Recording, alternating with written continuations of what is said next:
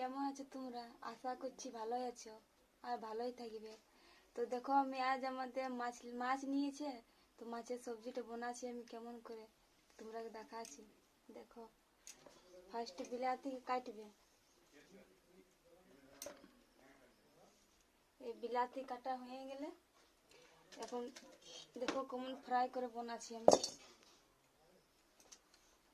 তেলটা আগে ডালিয়ে দিয়েছিলি, তো তোমরা দেখাতে ভুলে গেছিলি, তো দেখো এখন ডাললি তেলটা।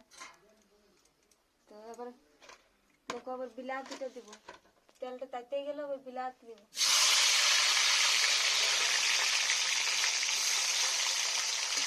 বিলাতিটাকে ভাজে ভাজে লাল করবে, তারপরে নুন দিবে। নুনটা সে ভাজবে, নুনটা দিয়ে নিয়ে।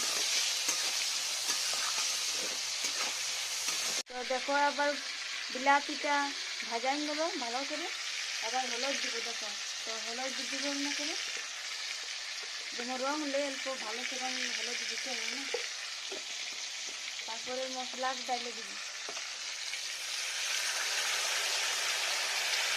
তারপরে একটু তেল দিয়ে দেবো তখন।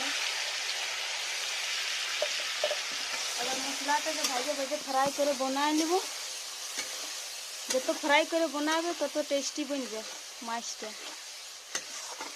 তোমরা কে কে মাছ বানাতে পারো না আকো পারো তো কমেন্ট করে জানাবে। 5 मिनट तक মশলাটা ভাজে ভাজে ফ্রাই করে বানাবে না তো মশলাটা সেন্টটা গমকিবে। 5 মিনিট যদি ভাজে দিবে তো টেস্টিটা ज़्यादा লাগবে। হয়ে গেল। আবার দেখো জল দিয়ে আবার ডবগিবে গল্প, আর মাছটা ছাড়ে কোনে নামাই দেবো। আবার ঝোলটা ডবগে গেল, সেন্টটা পুরো চলে গেল ইয়ার। এবার মাছটা ছাড়িয়ে দিব ভালো এমনি মাছটা ছাড়িয়ে নিবে আর নামাই দিবে লাড়ে চাড়ে।